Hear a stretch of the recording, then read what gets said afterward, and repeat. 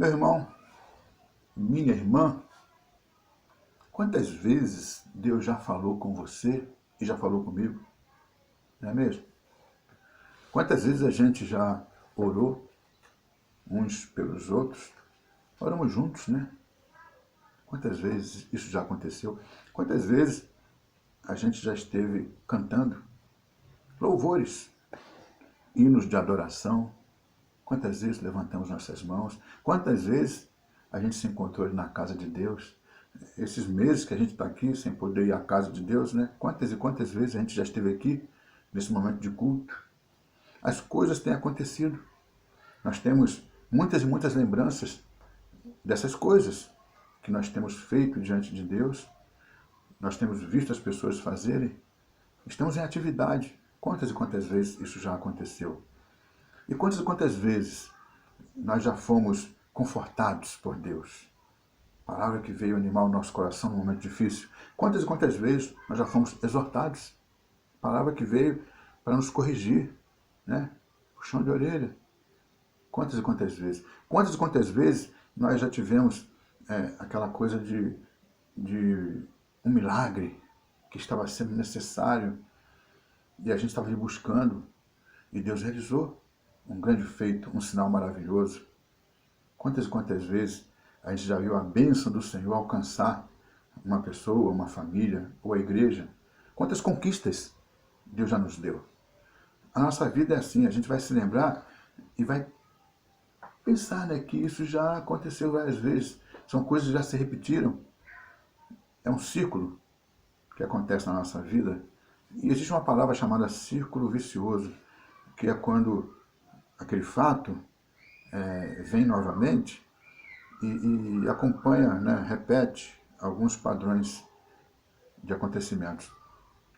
E aí a gente vai ver a história, né, como que acontecendo da mesma maneira como aconteceu naquele tempo. E é importante a gente estar atento a isso, porque existem coisas que vão se repetir e a gente quer que se repita. Mas existem coisas que, quando acontecem, são para que a gente tome uma atitude e aquilo faça diferença na nossa vida dali em diante. Por resto da vida, a gente vai viver o resultado daquilo.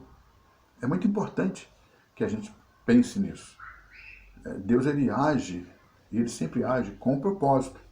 É importante a gente entender, crer e ver valer em nossa vida esse propósito do agir de Deus. É muito importante isso. Eu estou aqui com o texto de Oséias, profeta Oséias, no capítulo 5. Eu queria convidar você, abra sua Bíblia em Oséias capítulo 5, para a gente pensar um pouquinho sobre uma coisa que está acontecendo aqui, que já tinha acontecido outras vezes, e que Deus levantou aquele homem para poder falar, para poder anunciar, né, ao povo. E a gente vai ver que depois dele outros levantaram também com a mesma proposta. Porque na verdade não era a proposta do homem, era a proposta de Deus. E o povo que tinha ouvido e tinha sido até alcançado naquele momento, com o passar do tempo, acabou se acomodando, se esquecendo. E aí Deus veio novamente. Aqui no capítulo 5 de Oséias, a partir do versículo 15, porque a gente vai ler também o capítulo 6, do 1 até o 6. Alguns versículos. Quero convidar você a falar com Deus nesse momento. Pai querido, nós estamos aqui diante da Tua palavra e mais uma vez, Senhor, estamos aqui para ouvir a Tua voz. Mais uma vez, é um culto que está sendo prestado a Ti, os louvores, a oração, as coisas estão acontecendo novamente. Mas nós estamos aqui num círculo que a gente não quer que seja um círculo de algo que a gente ainda não entendeu, algo que a gente insiste em esquecer. Não, a gente quer que seja um círculo de bênção, de experiência contigo, e que vai haver um renovo na nossa vida. É essa a nossa intenção. Por isso nós estamos aqui orando, Senhor, e pedindo em nome de Jesus, ilumina o entendimento do Teu povo, Pai. Ó Deus, em nome de Jesus, move em todos nós o Espírito Santo nesta hora, para que todos sejamos abençoados. É a nossa oração, em nome de Jesus. Amém. Bom, o texto aqui vai encontrar um povo que vivia um período de prosperidade. Era o período do rei Jeroboão II, né? Segundo Jeroboão na história do povo de Israel. O profeta Amós viveu um pouquinho antes de Oséias e pregou lá em Samaria, na capital de Israel, também nesse tempo de prosperidade. E Oséias pregou ali, foi a continuação, né, da mensagem que o Amós trouxe. Era o 8º século antes de Cristo, né, os anos 700 antes de Cristo. E nesse mesmo período, lá em Jerusalém, na capital de Judá, pregava o profeta Isaías, e que foi sucedido também, né, depois lá em Jerusalém pelo Miqueias. Então foram 4 profetas que viveram mais ou menos a mesma época. A mensagem de Isaías e de Miqueias lá em Jerusalém era uma mensagem que tinha um teor messiânico. A gente vai estudar os livros e vai perceber que eles estão, mesmo que eles mesmos não soubessem disso, mas eles estão anunciando a vinda do Senhor Jesus Cristo, o Messias que viria. E aqui, em Oséias, como também em Amós, nós vamos ver uma mensagem de despertamento para o povo, que apesar de toda a prosperidade que tinha, e de pensar que estava bem com Deus, estava longe, estava cada vez mais se afastando do Senhor. E aí o profeta Oséias vem e vai trazer essa mensagem. O destaque aqui, né, no Oséias, que eu queria trazer para você, é a maneira como ele se apresenta ao povo para levar essa mensagem. Eu queria que você pensasse, naquele tempo, aquele povo cheio, né, de tradições, né, cheio de costumes e de cultura, e um povo que se achava santo, o povo orava, o povo fazia os sacrifícios, os cultos, o povo ia, né, aos locais onde o nome do Senhor era exaltado. Então havia essa coisa do povo se achar em comunhão com Deus. E aí de repente levanta um homem que se diz chamado por Deus para trazer uma palavra de exortação, uma palavra que vai apontar para o pecado do povo. Mas como nós estamos sendo tão abençoados, estamos tão bem com Deus, como é que essa mensagem que ele traz é uma mensagem de exortação para que haja conversão? E mais ainda, o homem que levantou, né, esse profeta que se levantou, que vida que esse profeta tem? Porque o profeta, ele se casou com uma prostituta, né, e ele teve 3 filhos dessa prostituta, colocou uns nomes lá bem estranhos nos filhos que ele teve com essa prostituta, depois ela abandonou ele e foi embora. E aí esse profeta corre atrás dela, né, e resgata ela novamente para que ela volte a ser sua esposa. Que situação! Esse homem parece estar com a vida toda bagunçada e vem dizer que a gente é que tem que se corrigir? Pois é, meus irmãos, só que aquilo que Oséias estava fazendo foi realmente para mexer com aquele povo, para que o povo pudesse olhar para ele e ser impactado, ficar indignado, achar um absurdo a vida dele, porque era assim a vida daquele povo. E quando o profeta ele fala ao povo, ele anuncia ao povo e mostra ao povo a vida dele, ele está fazendo tudo aquilo conforme Deus havia mandado. Deus é quem tinha mandado lá no capítulo 1 ele casar com aquela prostituta. Deus deu aqueles 3 filhos a ele com aquela prostituta. No capítulo 2 ela vai embora. No capítulo 3 Deus manda ele voltar e resgatar aquela mulher. Isso tudo era uma maneira de Deus mostrar ao povo. Uma maneira bem impactante, né? Como eu acabei de dizer, né? Muita gente podia achar até absurda. Mas era a maneira que Deus estava usando para que aquele povo fosse impactado mesmo e entendesse qual era a situação que estava acontecendo entre o povo de Israel, que era o povo, né, chamado povo de Deus, e o próprio Deus a quem eles serviam. E aí aqui no capítulo 5, no versículo 15, Deus está dizendo através do profeta: irei e voltarei para o meu lugar. Ou seja, você tem essa palavra, né, você tem essa mensagem, aconteceu isso tudo aí, agora eu vou aguardar. Porque isso tudo mexeu com esse povo. O povo está indignado, o povo está olhando para você com espanto. Pois é, mas agora eu vou aguardar. Até que se reconheçam culpados e busquem a minha face. Estando eles angustiados, cedo me buscarão. Então eu vou aguardar, porque eu já entreguei a mensagem, já enviei você e já fiz através de você algo que mexesse com essa turma. Agora vamos ver o que vai acontecer. E eu vou aguardar, porque quando eles estiverem angustiados pelo seu pecado, eles vão me buscar depressa. Essa coisa do ser aqui é depressa, vão me buscar.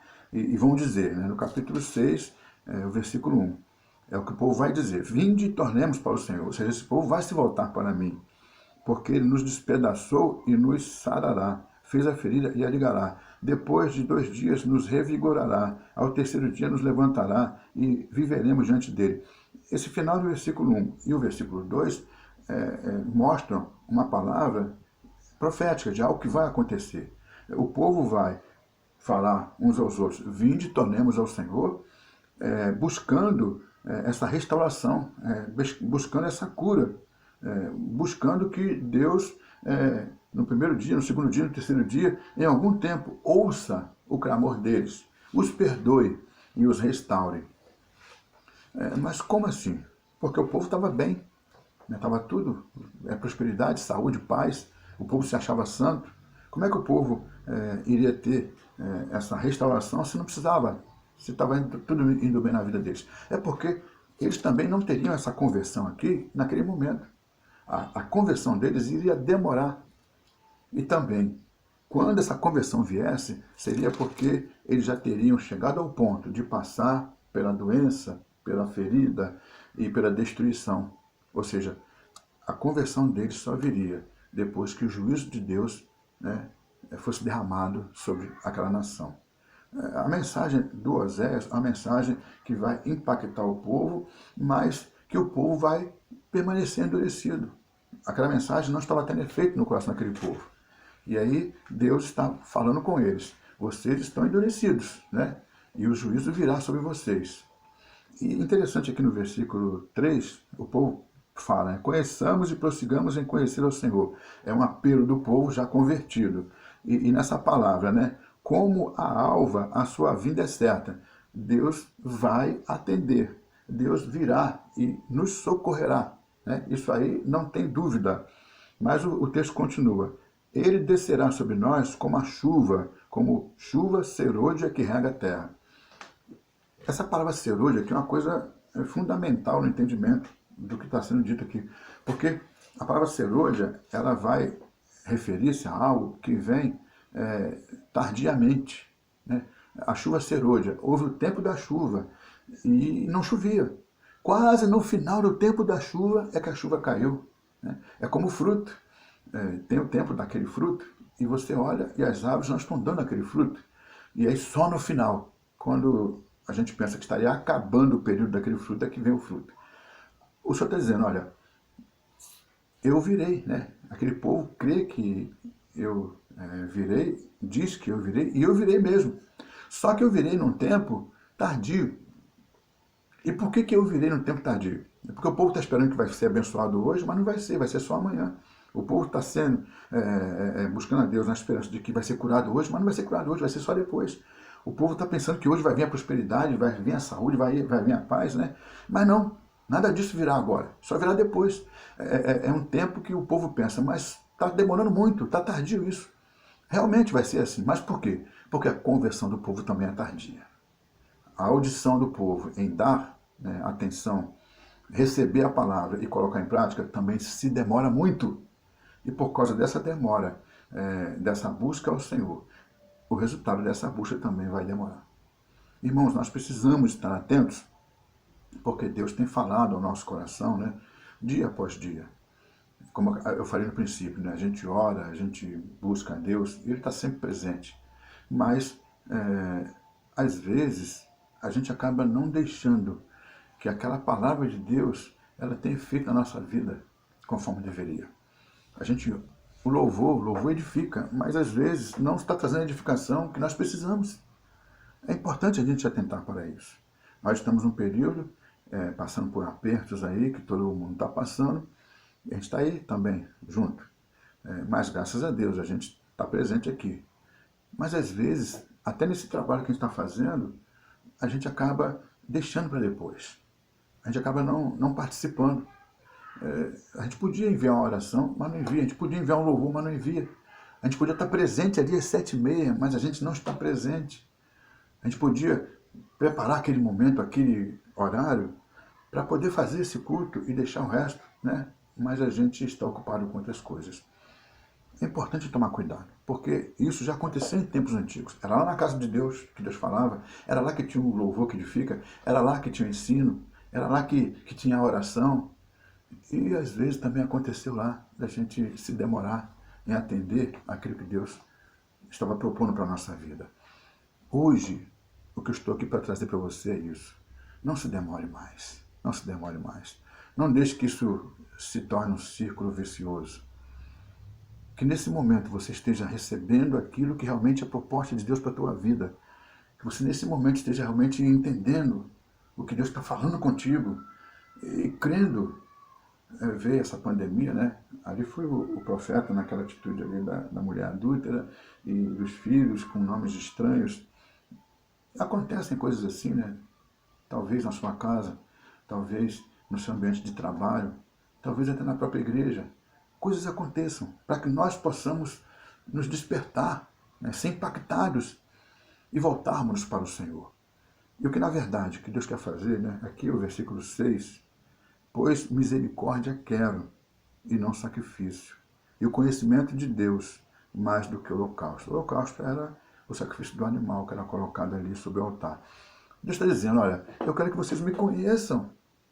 E o conhecimento que eu quero que vocês tenham de mim, né, de Deus, não é um conhecimento daquilo que vocês falam, do louvor que cantam, da oração que fazem, do trabalho que realizam. Não. Eu quero que vocês tenham um conhecimento de alma. Como a gente fala que a misericórdia não é um sacrifício. Um sacrifício que vocês façam, né? Tudo isso. Sem esse sentimento, não vai valer. Aquela história do amor que Paulo fala lá em 1 Coríntios 13. A gente não quer um amor que seja só de palavras, a gente quer um amor que seja prático. A pessoa dizer que ama e não faz as coisas, a gente não quer.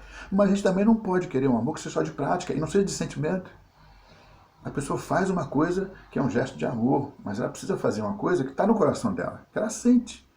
E é isso que Deus quer de cada um de nós.